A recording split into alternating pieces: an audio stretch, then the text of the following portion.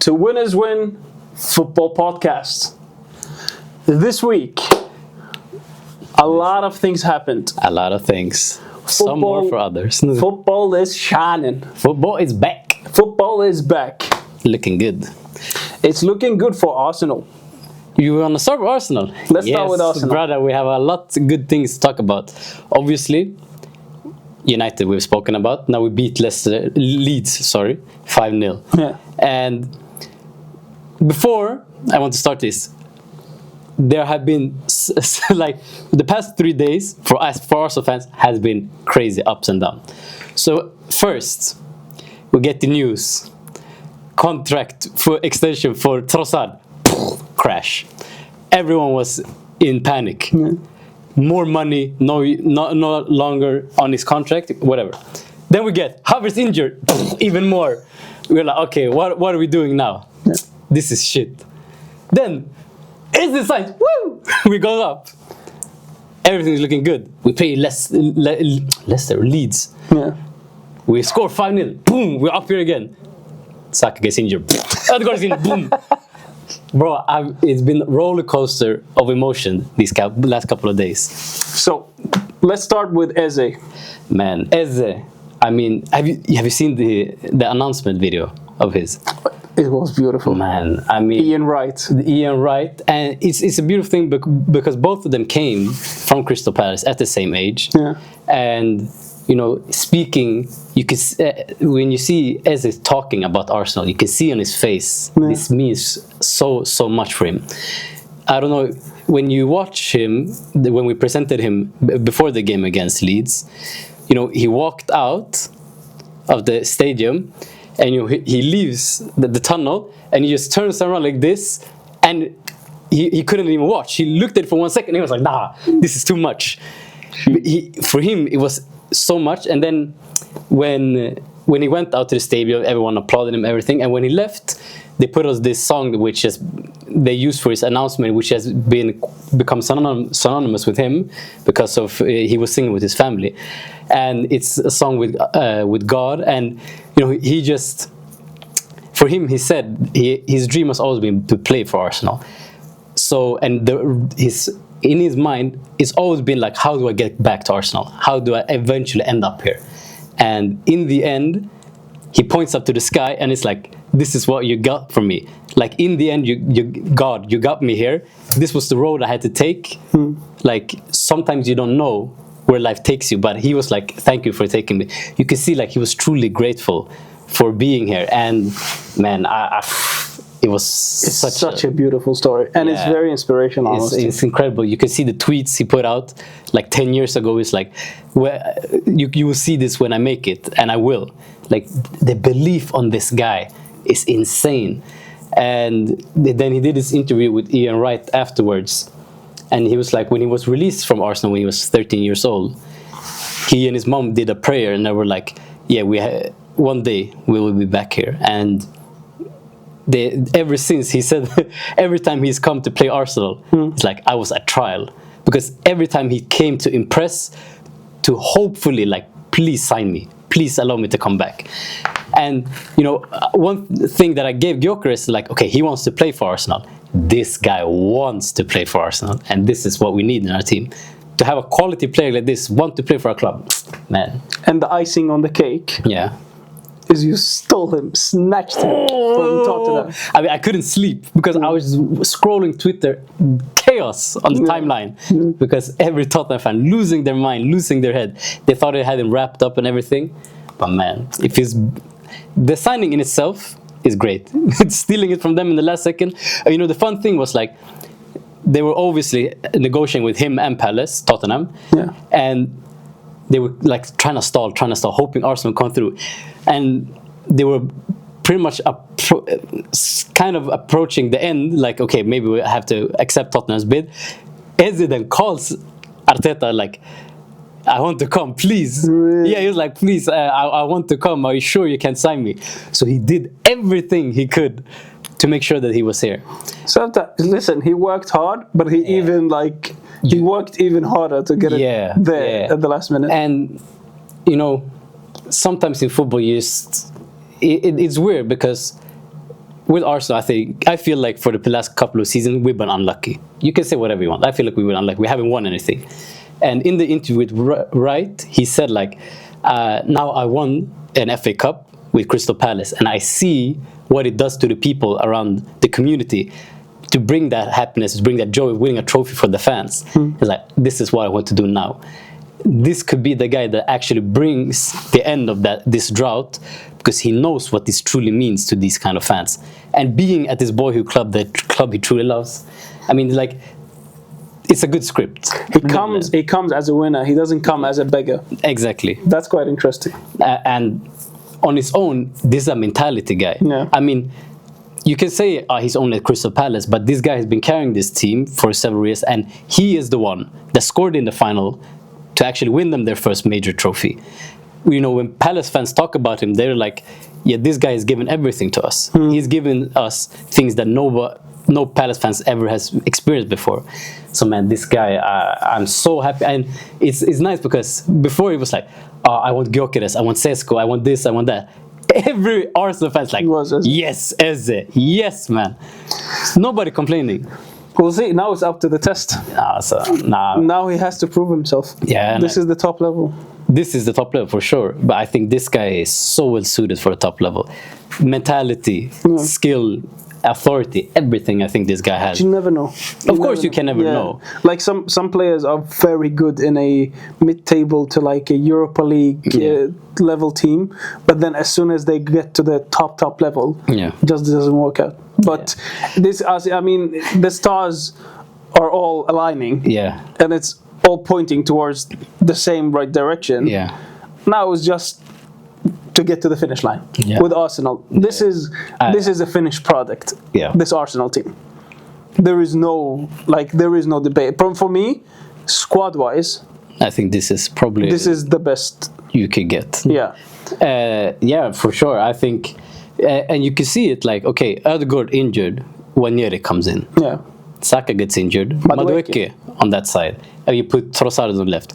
Okay, Madueke, you bring Daumann in, 15 years old, and he has impact. And it wasn't like Daumann was given some like 10 minutes. He was given 30 minutes to play. And impact, winning a penalty, I mean, looking like he deserves to be in that place. And the Swedish machine has arrived.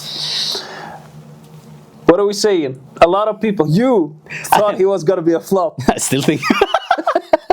No, not flop. I'm skeptical, but of course he brings us a different thing which we haven't had before.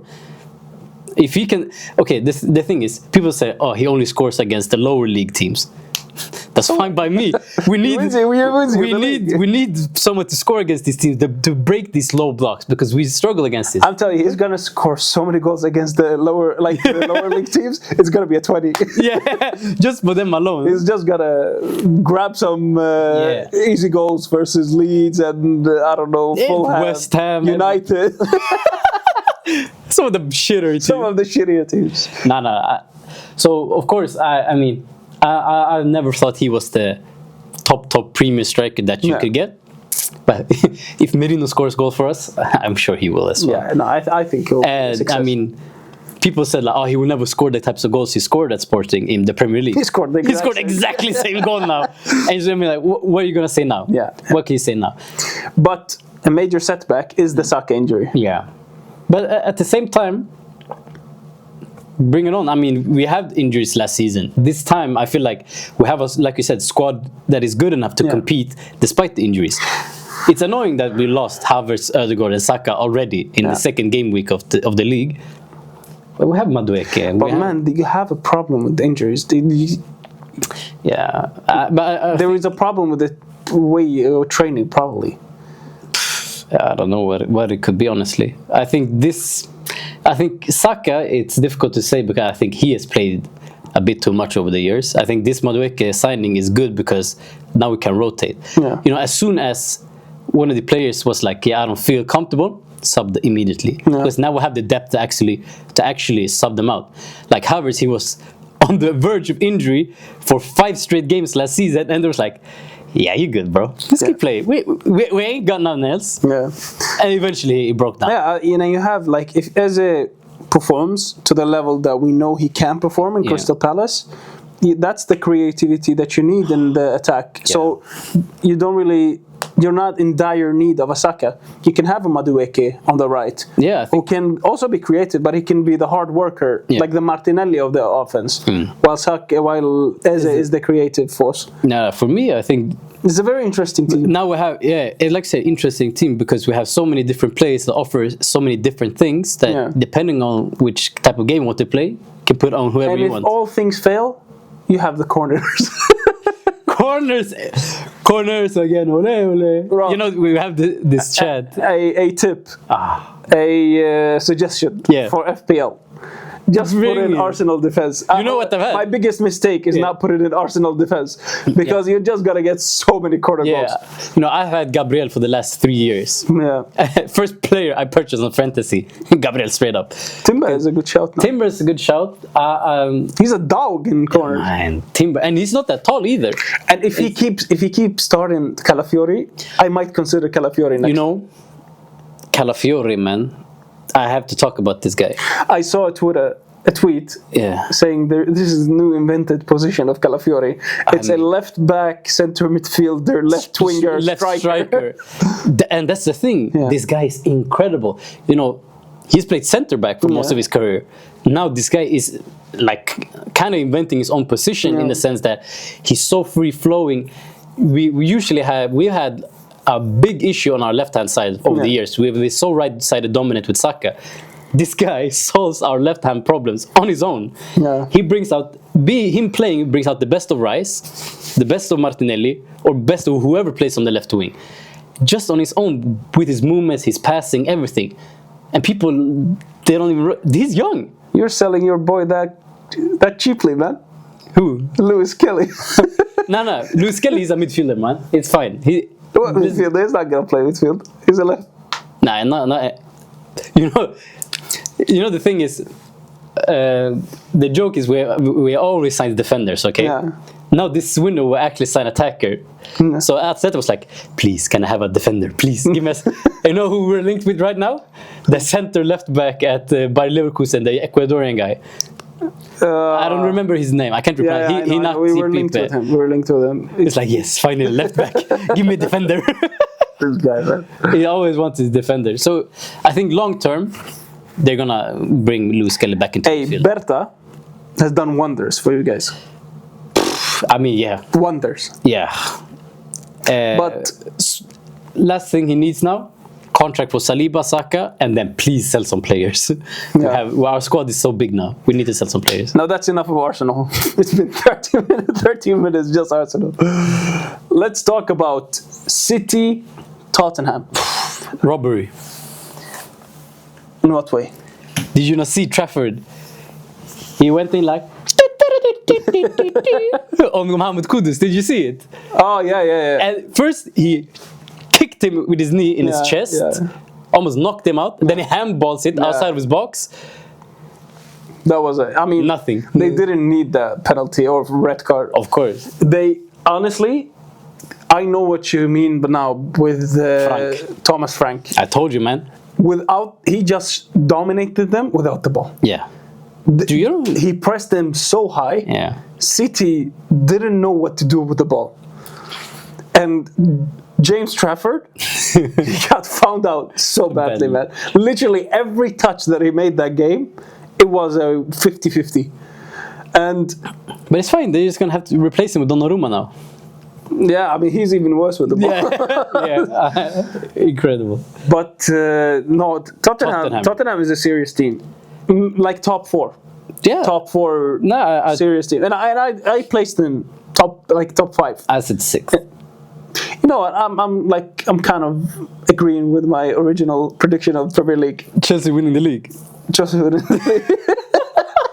No, because like I said, 5th. Yeah. Tottenham. Okay, let's not talk about the 6th that I mentioned. We'll do it later. So I said Tottenham is 5th. Yeah. City are going to be 4th. Yeah. Liverpool 3rd. Arsenal 2nd, and then Chelsea 1st. I'm gonna stick by it. Yeah, sure. It's a tough call, but I'm sticking by it. Yeah, of course, it's a tough call. But I was so impressed by Tottenham, and I was so disappointed by City. I mean, let's take it one by one. Turkey, he is a technical player, but man, he is so slow. And another thing that I noticed is he doesn't stick to Pep's tactics of like staying in your position and wait for the ball to get the ball in a good position. He wants it. Whenever the ball went to the right back, he went and tried to pick up the ball from the right back. And another thing is, Reinders is good, but the system that City is playing doesn't suit him. Doesn't hold anymore. Yeah. No, I think and they need a Rodrigo. I genuinely think that because Doku, I was watching him. He's just too chaotic. He has no end product. Yeah, he's end product. And Omar Marmoush, man, the amount of chances he missed and the amount of passes he missed. Yeah. Like, all respect, Arab, Egyptian, but I'm not sure. I'm not sure he fits in City or at this level. Yeah. He's a good player. I think he's a good player. Has to. This City team. I think it was maybe a big step, a bit too early. Yeah. Maybe. But now let's take drastic. City always struggle against Tottenham. Yeah, they always struggle. Yeah, that's for sure. But now. But if you look at my prediction, I said I'm not sure about them yet. I just placed them third based on it's Pep. It's Pep. Yeah, but he'll figure it out. Yeah, like a lot of people said, is this Pep's downfall? Is this the Mourinho downfall of Pep that we're seeing? But let's not take drastic measures or drastic judgment. Like every game week we switch. You switch opinion. I switch opinion. I still think Pep has to figure it out. Yeah, he usually does. I mean, with the season they won the treble.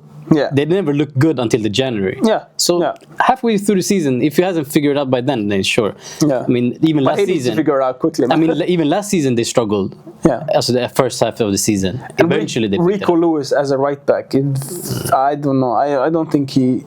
Against the bigger teams, I don't think that will hold. Nah, me neither. Yeah. Unfortunately, he I think he's a good player, but like you said, against a team that you need to unlock, perfect. If you need him to defend, not sure yet. Not sure yet.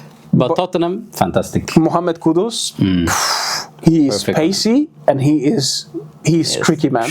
He is tricky to mark. Yeah, difficult, man. Richarlison is doing well. Richarlison is a very hard worker and he creates a lot of chances. Yeah, no, that's a perfect striker that you need for a team. He's not the greatest, but he's that kind of selfless striker that can work for the team. And Brennan Johnson is a very weird player. Yeah, no. He's good. He is good. I don't know how. Yeah, like he scores important goals. Yeah. He does his work for the team. Yes. I just don't know what he's good at. No, but you need a different. He's a different kind of player to what you have. But he's good for that team. He's good. Yeah. I think that front three for them, perfect. Just defend properly, press and counter. Yeah. Perfect for them. But the thing now with Frank, he has, the tactics can bring you up this far. Yeah. Then you need the players the quality of players to bring you to the next level. And I don't think Tottenham has that kind of quality. That's why they wanted Eze. That's why they wanted these kind of players. But now they need to deliver it to him if they want to get to the next level. Can they do it? I just think this squad is good enough for a top 5. Yeah, probably. No, I said, I agree. I think but you mean like compete for to actually compete to get to the next level. I don't think Spurs will ever do that. Oh, I hope you're right. Yeah, but this team is quite suitable for him, I would say. Yeah. Like, it's big guys, hardworking, But I think Frank could coach pretty much anyone in this league. I think he's that good. But these fit, like have you seen his Brentford squad? I think this is very similar in that aspect. Yeah, I agree. Like a Romero, the Grinta. You have the Mickey van de Ven, which is more the stable centre back, and I don't know. I like this Tottenham team. And Vicario is a very good goalkeeper. I don't like them, but they're playing well. Yeah, someone that's not playing that well. Someone that is playing horrendously, man. I watched outside of like the Arsenal United match, I chose to watch this United game. Yeah. Just to see what I have gotten myself into when I supported Amurim last season. What have you done? What have I done? Oh boy. Boy, I regret it. I don't know what the tactics are. Yeah. There is no midfield. Yeah, the midfield is horrendous. Man, I watched it. There's no structure.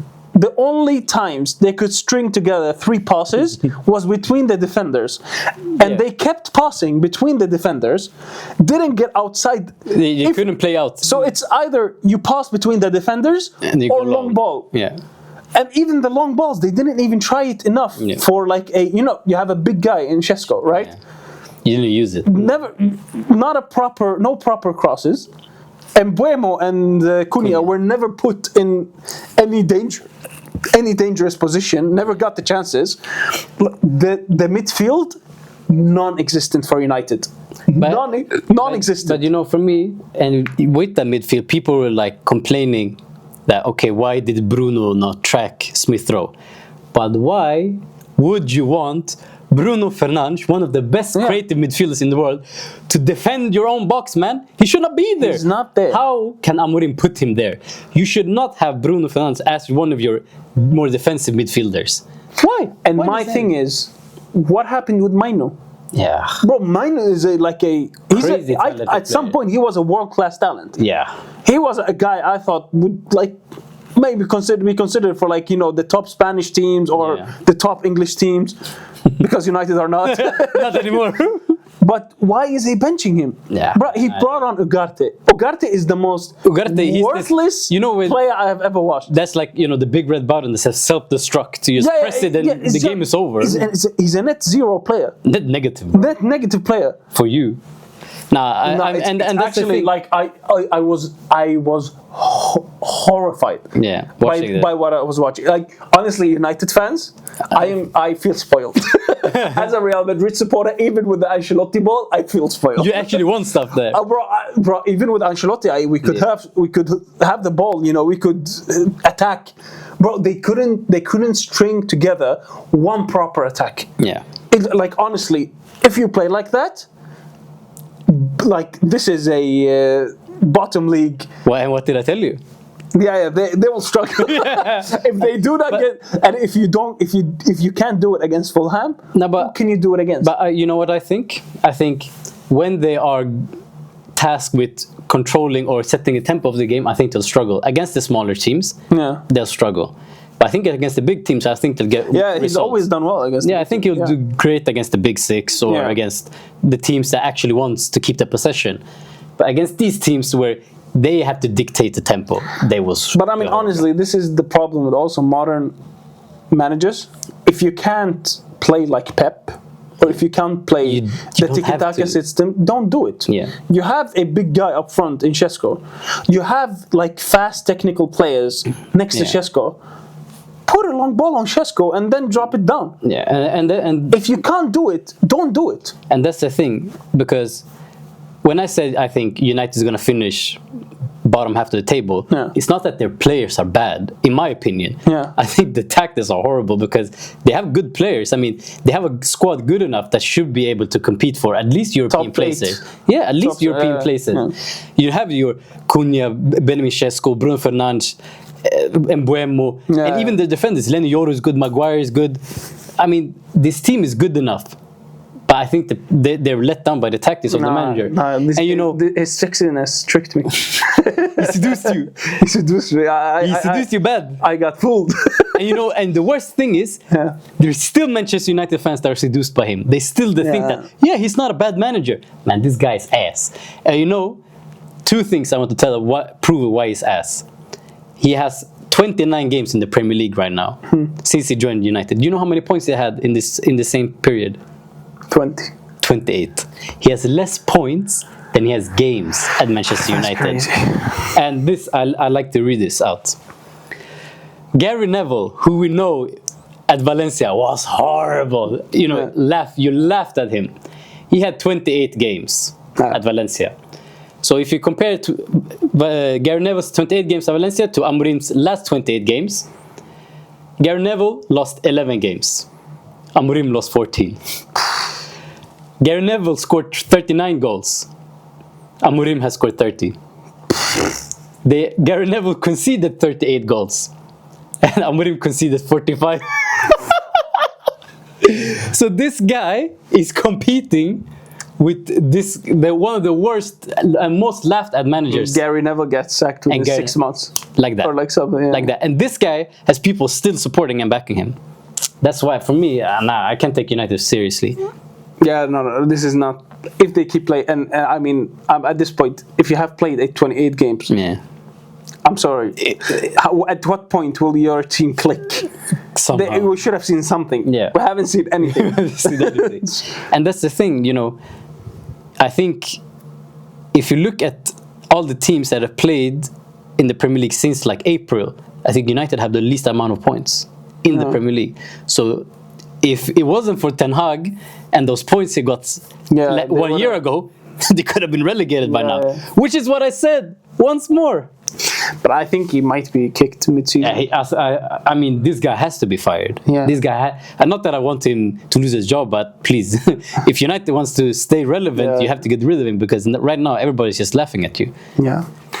And one thing of the United thing, before we move on to the next thing. Yoro is a class player. Great player. Despite this disaster of a team, no. And that's Yoro is still class. And that's the thing, they have good players. Yeah. I'm not denying that. But their tactics are horrible. Yeah. Did you see the Bruno Fernandes penalty? Yeah, and he complained about the referee. Brother, why do you complain about the referee? Brother, he's arrogant. This guy is very arrogant. He thinks he's better than he is. I'm sorry, I never rated Bruno. He is good, man. He's good. He's not like he's good. Yeah. He's probably one of United's best players. He is, I think. I would say. But he is not as good as he thinks he is. He thinks he is like Pedri. Genuinely, that's the attitude that I'm seeing from him. Yeah. Is he thinks that he is Pedri. No, for me, he doesn't crack the top 10 midfielders in the world. I think for his position, I think he is one of the best. Not top 10. I think he is. I think he is. But that's the thing. I think he would suit in a team that plays more to his strength, that actually utilize it. But at the same time, even when they played for his strength, like when Ten Hag was the manager, he misses a lot of chances. Like he's not. But that's fine. But his accurateness is so low. Yeah, but this guy, he tries so much and he fails so many times. And when it goes well, it goes well. Yeah, of course. But a lot of times he just misses. Yeah, but the thing, my issue is just his whine. He's just whining so much. Like, why are you? Yeah. I don't know if you saw it. Yeah, but that's the arrogance. That's what I'm saying. He thinks he is like... Yeah. He is Pedri. He's not Pedri.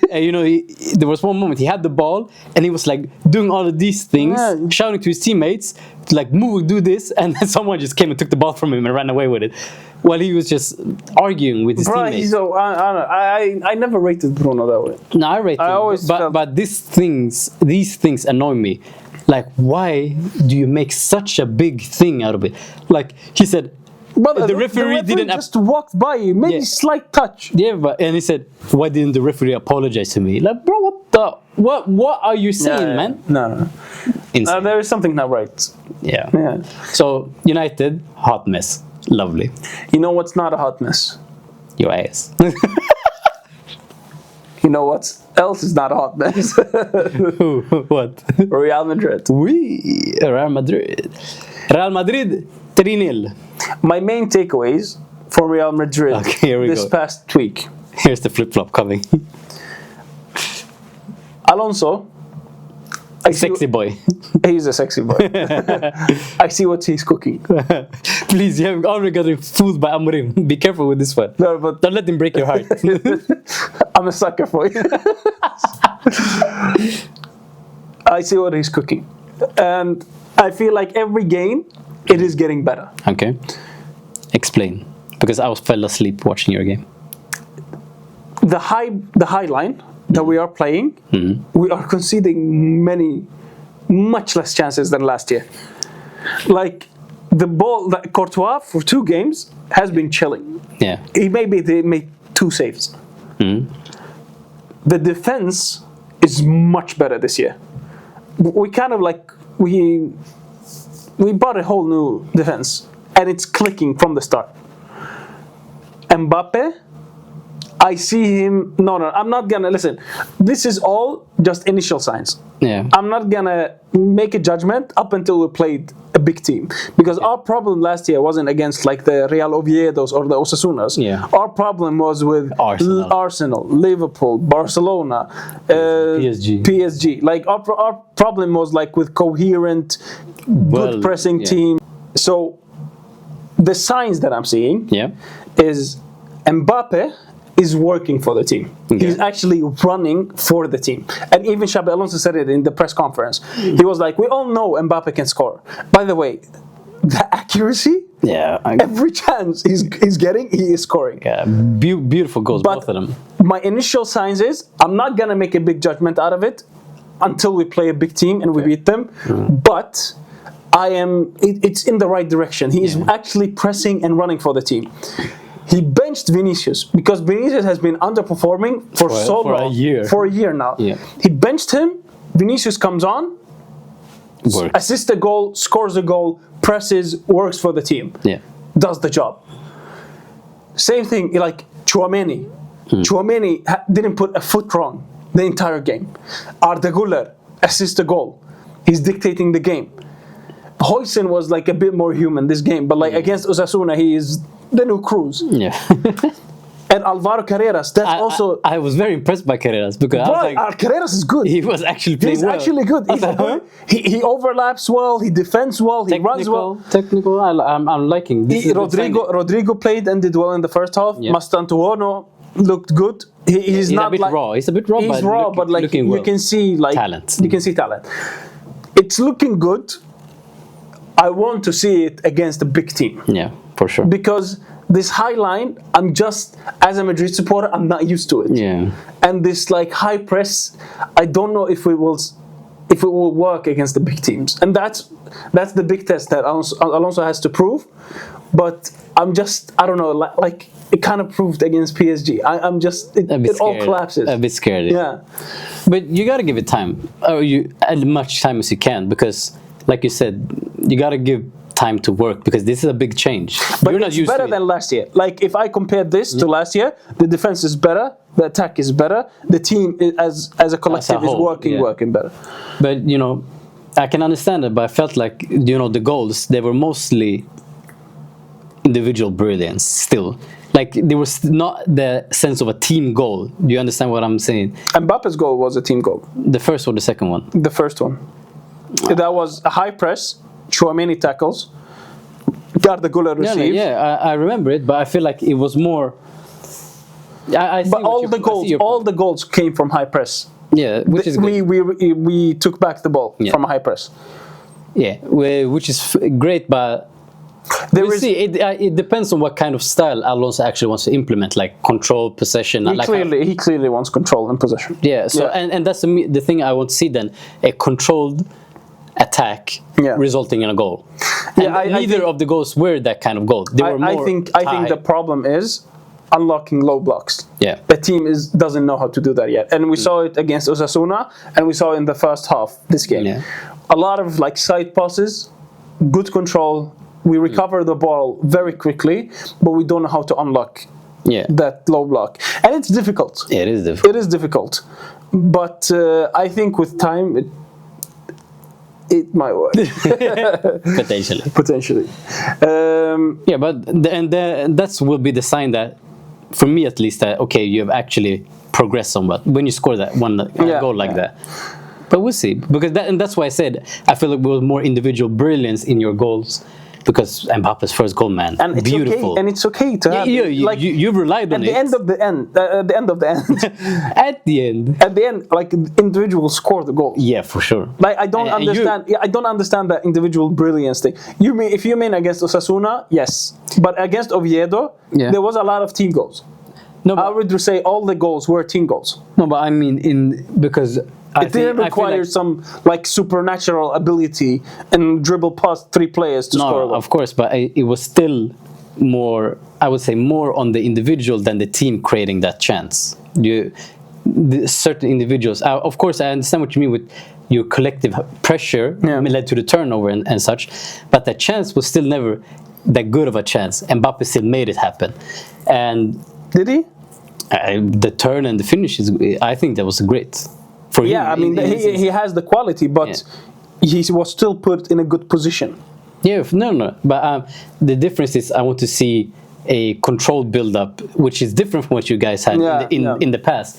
Usually you relied more on individual brilliance, and it works because the best players are the best, and they score more. No, I get what you mean. We need to get better at unlocking low blocks. But I do, like, I think for me, the first thing you have to fix is the defense, and the defense is looking better. Yeah, that's one of the first green flags that I'm seeing. And also Barcelona, just last thing before we finish. Yeah. Literally, they just took last season and they just doing copy paste. Copy paste. Like, I watched the first half and Levante scored 2 goals. Yeah, I was excited for like 30 seconds. Then I remembered, I was like, oh, hold on. And then they just come on the second half, and it was just like ta ta ta. And Pedri is just, it's silly. Best player in the world, huh? Best midfielder. Yeah, it's not close. Yeah. He just makes the game look so easy. Yeah, it's actually quite ridiculous. Like, it's him and Vitinha for me, but Pedri, man, he's on another level. The good then. Yeah, close. All right, it's been fun. It's been real. Ciao.